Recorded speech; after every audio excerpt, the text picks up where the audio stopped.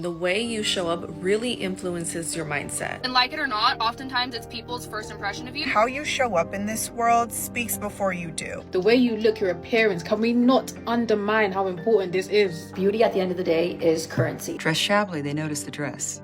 Dress impeccably, they notice the woman. They say looks don't matter, but be honest, when's the last time you treated someone exactly the same no matter what they look like? And you have no style or sense of fashion. Well, No one wants looks to matter, but they do in relationships, in jobs, and even in everyday interactions. You're wearing sweatpants. It's Monday. This video is about visibility, perception, and power. Let's break down why your appearance does matter and how to take care of it without losing yourself. Hi babes, my name's Taja, mother of twins, lover of luxe things, and your guide for showing up with style and intention. The reality we live in is that people form opinions about you within seconds of meeting you, and the way you look is the first form of communication before you even start to speak. And more recently, there has been an ongoing conversation about pretty privilege. Is it actually a privilege to be pretty? What are the benefits? And I don't think I'm going to discuss that in this video, but what has been proven is that presentation absolutely influences perception. And in something called the halo effect, a single positive trait about your appearance often spills over into the perception of completely different traits. So if you look good and appear well groomed, people may assume you are competent, intelligent, and trustworthy, whether or not there is evidence to support this. The halo effect was a theory coined by Edward Thorndike in 1920. Thorndike asked commanding officers in the military to rate their subordinates on multiple traits based on their physique, their intelligence, their leadership, and their character. The officers gave very similar high ratings across unrelated dimensions for the same people. For example, someone judged to have a good physique was also rated higher in intelligence or leadership, even though those traits are not logically connected. This is one of many studies that has confirmed that people often make judgments based on surface level cues, including your appearance, your grooming, and your clothing. And so definitely for the last few years, this narrative around not really caring about what you wear has been pushed. You know, don't worry too much about what others think about what you look like, wear what you want, wear what you feel comfortable in, wear what makes you feel best. And unfortunately, the focus has been very inward, very much about what you want to do for you. And sometimes I think that this advice or this narrative actually doesn't help us. And we can see with the rise of trends like the office siren, or more recently we've had like teacher bay, teachers that aren't dressing appropriately in the classroom. The knock-on effect has been that we all seem to be a bit confused about whether looks matter, and sometimes even feeling bad for saying that looks do matter. You know, if you say that your looks matter, then you're somehow shallow or self-centered, or you're materialistic if you care about what you look like. So we're kind of living in upside down land a bit, because acknowledging and accepting that looks matter can actually be quite empowering. How you dress is not shallow. What it signals to your mind is that you have self-respect. You care the way you look, but not just for others, but for yourself. When you show up looking sharp, clean, and well put together, you just walk differently. You walk more confidently. There are loads of ways that you can move through life, open more doors for yourself, give yourself better access if you are more mindful about what you look like. And actually, there have been a few interesting conversations online that have been happening around why what you look like matters. I'm actually excited that we've seen to have come full circle, and we seem to be approaching an era of acceptance that although it might not be fair that it matters, it does make a difference. As a woman, your looks are an investment for the opportunities that come your way, the people that you attract in this lifetime, things that you want to do, and so much more. Time working on your physical health is never a waste of time. It's an investment. The way that you dress up is never a waste of time. It is always an investment, because you just never know. All it takes is one person, one time, and one opportunity for your entire life to change. And if you are not feeling your best internally, how can you show up for the opportunity that's genuinely meant for you when you are not ready to receive it? So I wanted to watch a couple of these TikToks with you guys, and the first one is around the corporate space, because I think if there's nothing else that we learn from this video, the minimum level of acceptance that I think we need to get to is that how you dress in the workplace is so important, guys. Don't let this office siren casual thing get you, okay? If you are hoping to have a very successful career, then it is of the utmost importance that you understand that what you look like in the workplace matters. Even if you want to be an entrepreneur, right? You don't necessarily want to work for anyone, you want to work for yourself. I'd argue that it's even more important as an entrepreneur to think about what you look like, because you are a walking brand, right? You're your own brand, you represent yourself, and so it only helps to think about what that looks like. So there's this video by Skill Secure Academy that I thought was quite interesting. The way you look is so important. I'm gonna tell you something that I was told when I first came into corporate America. My manager told me, you are an actress, okay? You're every day. Good advice. Okay, the manager was onto something. I'd go as far as to argue that you are actually an actress in life. In most scenarios that are not outside of family and friends, or you're not inside of your house, as soon as you open the door and you go outside, yeah, you're on the stage. You're on stage and you need to look the part and you need to be the part. And the reason why we gave you this job is because of the way that you looked. Yes. I'm gonna tell you a secret. When it comes to corporate, I think it was nice for the manager to be transparent, because I don't think that there are many people. At this point, I think you might actually be able to get in trouble for that. At least here anyway, to say to somebody that I'm hiring you because of the way that you look. I guess it depends on the role, because some roles are about aesthetics, but corporately, I'm not sure how many people would be willing to say that they've appointed you because of the way that you look. But there is a study that showed that interviewees make a decision about whether they're going to hire you within like the first 3 seconds of meeting you. Even before you've sat down and started speaking, they're already making decisions about whether they're going to appoint you. So naturally, of course, what you look like has a bearing on their decision. corporate America, and especially you being a Scrum Master, you're going to be communicating with stakeholders and you're going to be doing business to business meetings and things like that. They want someone in there, especially if you're a Black woman, you have to look the part. And the way you look is going to get you so far. I don't care what no one told you. The way you look matters. So if you're in an employee position, so I think she's a Scrum Master. I think that's IT, right? I'm not sure. But if you are going into meetings with other stakeholders, then you represent the company, then of course, yeah, what you look like is going to matter. Sometimes I feel like it is almost a bit more comforting to be delusional.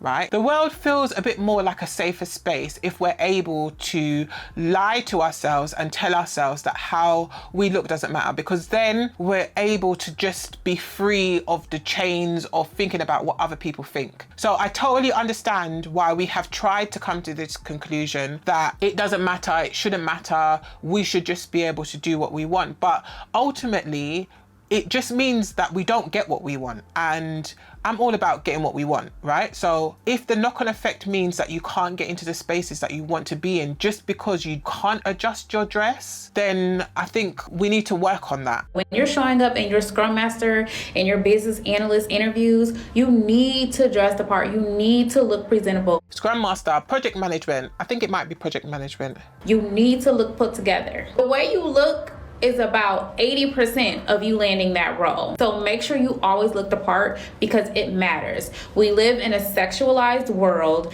and the truth is you have to tap in and do what you have to do, okay? It's sad, guys. It is really sad. It is unfortunate that we have to think this way, right? It's unfortunate that I have to think about, okay, what messaging do I want to give showing up as me, you know, as a woman, as a Black woman, going into a space that isn't as diverse? What do I want to wear? If you're young and you're pretty, you do not want to make this mistake at work. So I think the whole pretty privilege in the workplace discussion is a little bit different when it comes to Black women. This creator makes some really interesting points about how you should dress and present yourself in the workplace as a woman, especially if you're in a male-dominated field. I've taken a much different approach than she suggests, and I think it's part of the reason why I've been promoted earlier than everyone I've started with, regardless of race. She basically says not to put too much effort into your appearance, don't think too much about your clothing, don't wear too much makeup, etc. I just don't think that's a luxury provided to Black women when you think about it from the gaze of another race. Like when you think about the white girl messy bun, there really is no Black equivalent to it.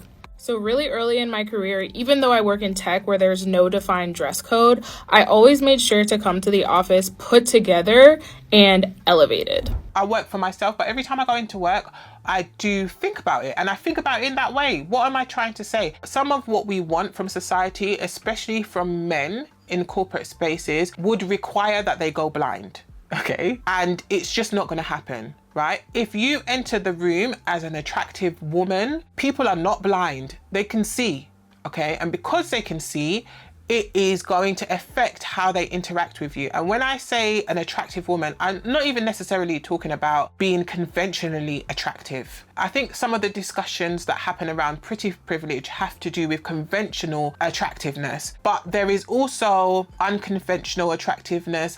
There is also attractiveness that comes from your aura, the way you speak, you know. Do you sit with your back straight? Are you a bit more slumped over? There's attractiveness that comes from how you smell. Have you put on perfume? Did you take a shower in the morning? All of these kind of things affect your level of attractiveness. And not just men, all people work based off their senses. If they see or interact with something that has a positive effect on their senses, they're gonna feel more positive about you. That's usually, in my experience, that's how it's worked. So make sure you look in the part when you go into these interviews. Okay, bye. She's correct. Make sure that you are looking the part when you go into interviews.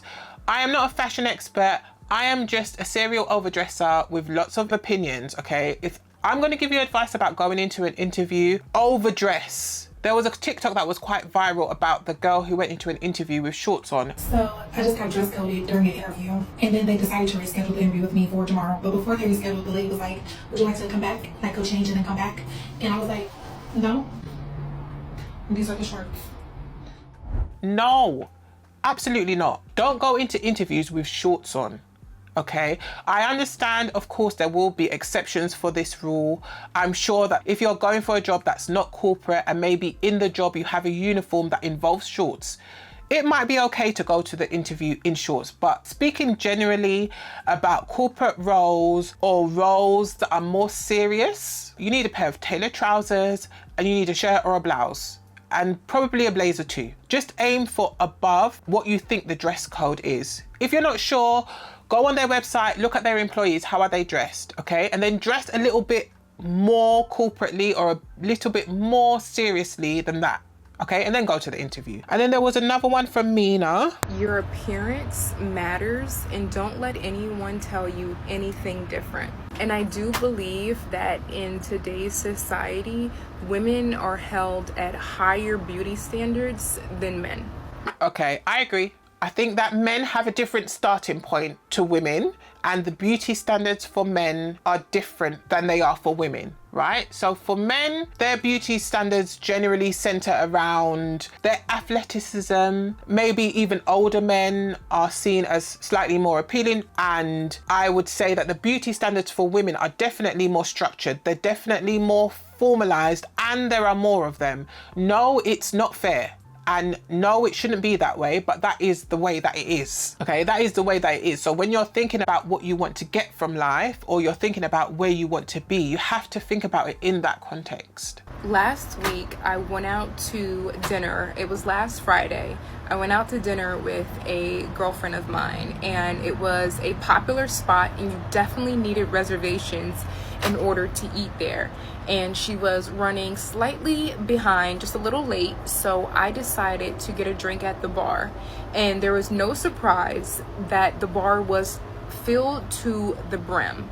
And if you know anything about trying to get a drink at a bar that's completely packed, it's definitely hard to get the bartender or like a waitress or a waiter's attention just for you to... How do you guys feel about going into bars alone?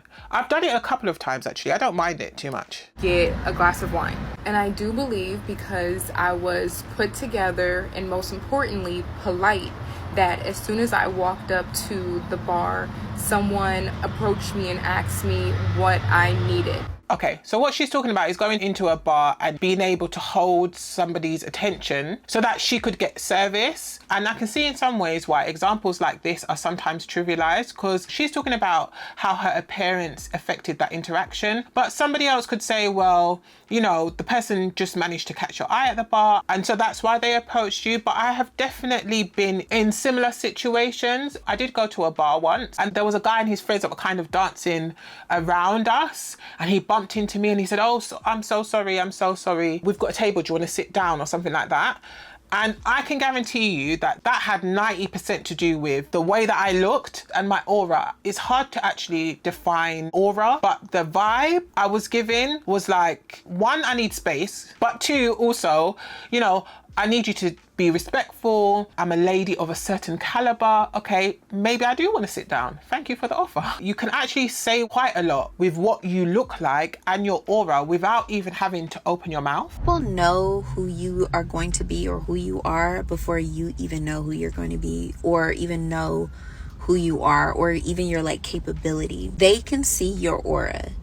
Even without really even knowing you, they just know who you are. And especially for women, I think that this is like a magic trick that we don't tap into enough. I'm telling you this because you never know who you may meet, who you may run into, who may approach you. And when you invest in the way that you look, you show up differently.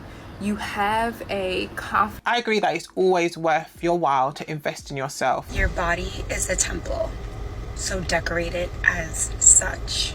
That means investing in your looks, investing in your skincare, investing in your mind and your mindset. Decorate it with self-love, babe. You will never regret investing in yourself. And actually, a lot of the energy that we spend in today's society is very much outward. You know, we're all online, we're engaging in conversations online, or we're watching things online, maybe watching Netflix. I've been watching Love is Blind. Have you guys been watching Love is Blind? I've been watching Love is Blind France, or maybe watching Love is Blind, then going online, then talking about it. It's all very like projecting outwards, when I think we'd benefit more from having that energy inwards, like thinking about ourselves. Think about what you could be doing, what conversations even could you be having with yourself to make yourself feel better, or to make yourself present better. What kind of self-care or self-consideration could you be doing for yourself so that you show up as a better person, not just physically but mentally as well? I don't know, I feel like the conversations around looks and why they matter is always framed as some kind of self-centered, egotistical conversation, when really it has a lot to do with intention, and it has a lot to do with showing up as the best you, not just for you, but for people who have to engage you as well. Being put together doesn't necessarily mean walking in heels every single day. Being put together doesn't usually involve heels, although I do like a heel, guys. I'm quite tall and I still love a heel. But no, it doesn't have to involve heels. Don't let anyone tell you that investing in yourself is a waste of time. Investing in yourself is never a waste of time. Again, it doesn't mean that you need to take out debt or you need to put it on credit cards or anything like that. You can do at home self-care. You can use YouTube and find ways to spend a bit of time on your appearance, spend a bit of time on yourself without it having to cost you an arm and a leg. Okay? And actually at this point, I don't think there's any excuse for us to be outside looking scraggly. Okay, there's no need for it, and actually I don't think it benefits us in any way. For your own good, please stop leaving the house looking like you just rolled out of bed. Nobody's gonna give you respect if you don't even respect yourself first, and that is just the sad truth. It does not matter where you are in life, but especially if you are in your 20s, like you're gonna be young once, even 30s. Even if you have kids, it's not an excuse to default on yourself and to stop respecting yourself. My biggest piece of advice is invest in your looks, because it matters. By investing in your looks, I don't mean going out and buying a bunch of expensive things. I mean taking the time to learn how to do your makeup, learn how to do your own hair, like learn how to do as much as you possibly can. Don't let anybody lie to you. Beauty is currency. The opportunities I used to get when I used to present like an IG baddie in provocative and revealing clothes, compared to the opportunities that I receive as a feminine, modest woman, are completely night and day. That's because your looks matter. matter. Your looks are an investment to the type of opportunities that you attract, an investment to the type of partner that you attract, an investment to the type of friends that you attract. Dress with class, walk with elegance, have a signature scent, keep your nails clean, have a skincare routine, keep your makeup simple, and make sure your hair is always put together, and leverage your femininity, because these small shifts can change your entire reality and open doors to big opportunities. Beauty is a tool, and it has the power to change your life. That's because beauty provides the same choice and opportunities as money. You can attract better career opportunities, better spouses and partners, all because of how much you pour into yourself. Because when people see that you pour into yourself, they are inclined to come pour into you. People want to help those who help themselves. That's essentially what it is. So yes, looks do matter, not because they define your worth, but because they shape how the world reacts to you, sometimes before you even say a word. But here's the good news: you don't need to be society's version of beautiful, you just need to be intentional, clean, confident and present. And it's absolutely not about vanity, it's about using the tools you have, including your appearance, to move through life with clarity and confidence.